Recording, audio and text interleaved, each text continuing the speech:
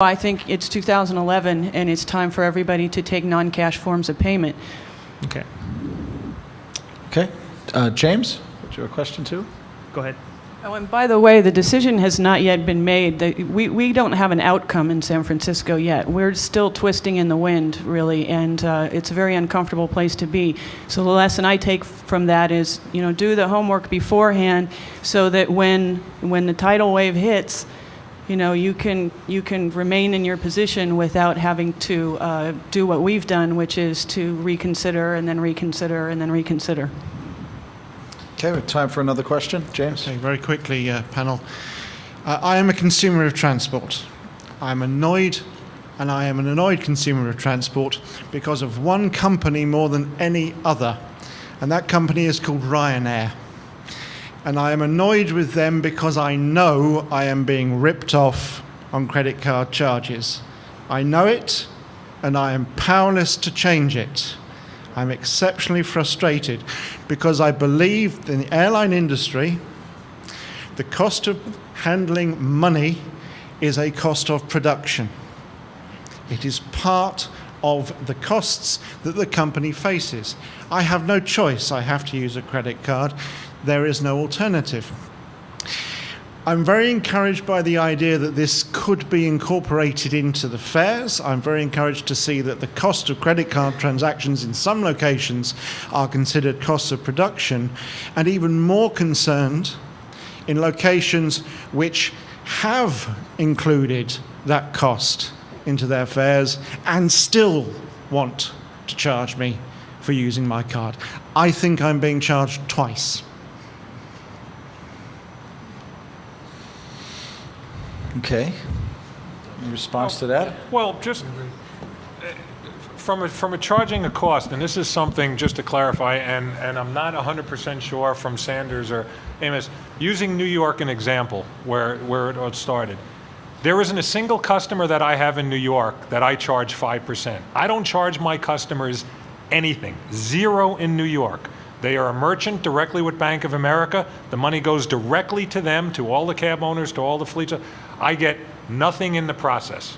I'm out of the loop. We open up a merchant account, we facilitate the transaction. They're paying Bank of America direct merchant costs to do transactions in New York. And for that privilege to route that transaction for no money, with the contract that Matt had right, that now in the time, I have to assume the liability of up to 5 transactions at $75 a transaction in New York. If it was done in a dead zone, we have to automatically approve it. If it's a bad card, my risk. So that's 5 transactions at $75 per driver, 2 drivers a day for 6,600 cars. It's an enormous exposure that we have to take. And you factor into the cost, but it's not a 5% issue on the cost now. So when you look at if you're charging, it's who should be paying me for providing my service, or who should be providing the fleet providing the service.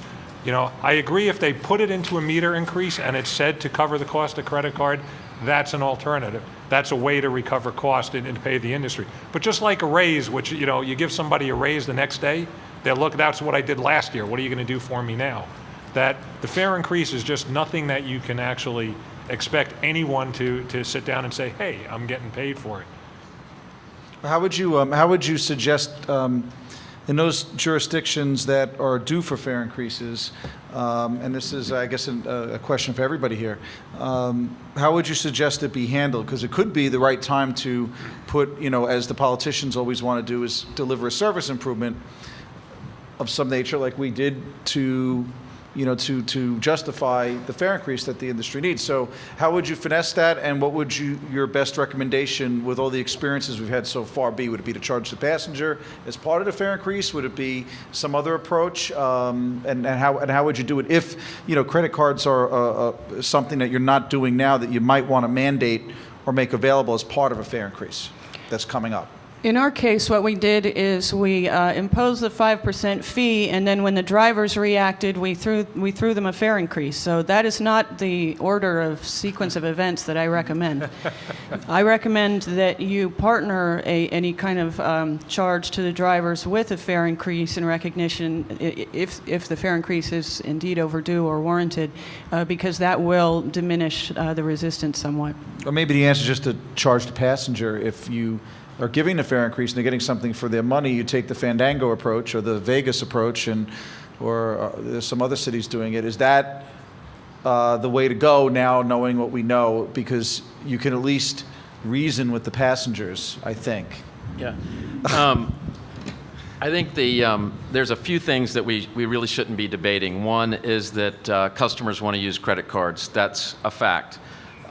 Second thing is that rider-initiated payment in the back seat is takes you a long way towards avoiding all the issues around the driver accepting. If I've got control of the machine in the back seat and I've got my card, I have very, very fewer problems. I mean, many, many, many fewer problems than if I have to have that stress of handing it to the front seat, asking permission of the driver. If I don't have to ask permission, I have very few problems.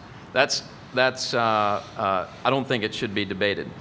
I think the issue over a passenger fee is something that can work in certain locations. Places like Vegas, where the ridership is generally not cost conscious. I'm here, I'm spending money, and I'm not coming back next week. I think that our fleets around the country that compete for business as a branded fleet are very reticent to add a surcharge to their passengers, because they expect to see a decrease in business, that people will choose the guy that doesn't charge it. So I'm sympathetic for a passenger pay. But the challenge is how do you economically do it? Last time I talked to the guys at Visa and American Express, they weren't wanting us to have any sort of variability. If we could pick three, it's a fixed fee. You could pick $3, you could pick $2, you can pick whatever you want. But that's a gross. If the average fare is $22 or $20, that's 15% surcharge. So how do you set that fixed fee is a big challenge. So then you only get the big fares where the fixed fee is, in a competitive market, that's what will happen. So I think that I'm also sympathetic to what Amos says, is that the revolving drivers, when they come in, even if the system has been around for a long time, they will push people for cash. So one answer is to keep that machine in the back seat, educate the drivers, educate. The other point on this, educating the drivers, it's so clear in our data, 15 fleets around the country, that on a driver-by-driver basis, the people that have the most volume, i.e. don't actively discourage payment, have by far the higher tip levels. And so people who are the drivers who are cheerfully accepting credit cards are getting enough tips to pay for it.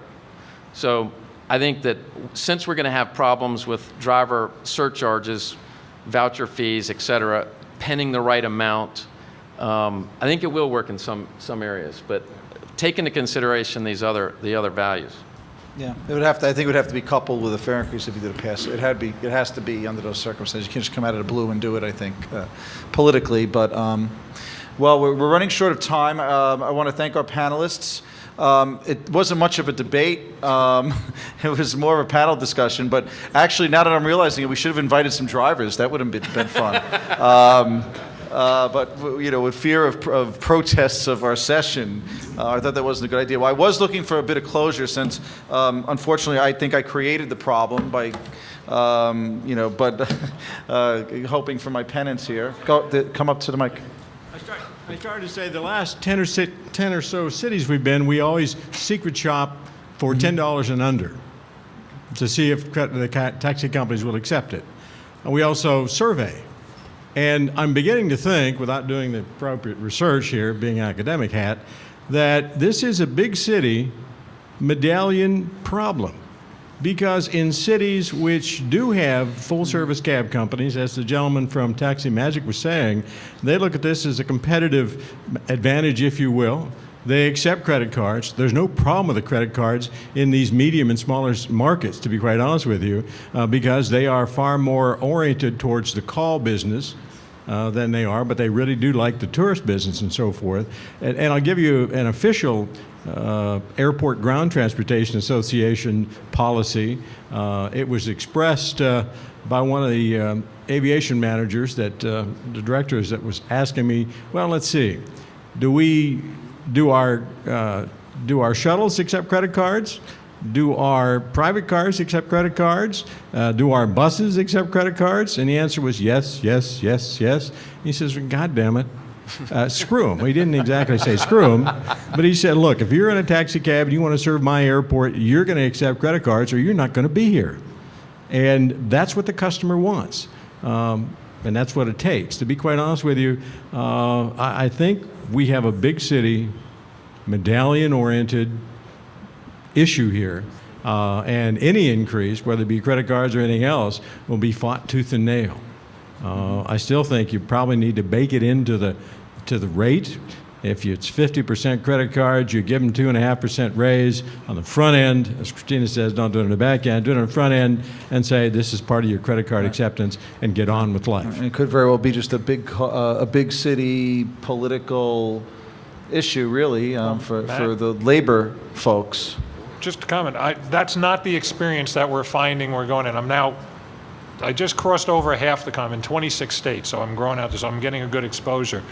The smaller fleets want credit card. They don't want to knuckle bust it. They don't want to call it over the phone. They have to go to technology. They have to reduce their costs. They have to reduce their risks. So in order to be competitive, they have to accept credit card, and they can't continue to do credit card the way they're doing today, so they're coming and calling, and it's actually a harder challenge for us to find a solution that works economically for them, to give them the technology, because it's an expensive solution to provide, and they're getting squeezed out of the business. They can't accept the credit card the way they were doing it anymore. It's too costly, too risky. And in order for them to reach in their pocket to buy the technology, they can't afford it. So we have a real challenge. How can we give them and empower them to collect credit card and bring them into this, to the standards, and bring them compliant and make them efficient and still do it cost effectively? And those are well, the I know you're cities that are pushing considering. convenience fees, but I think the marketplace will take care of those in a short period of time anyhow. Nobody is going to pay an extra $2 or $3 if the competitor is basically charging him what's on the meter. It's simply going to beat yourself out in the marketplace. I think I do agree with you, but the only difference is that I do agree with the definition. It's a big city problem, but I'm not sure I agree on the medallion problem. The reason I do agree that it's a big city problem is because you have the street hell.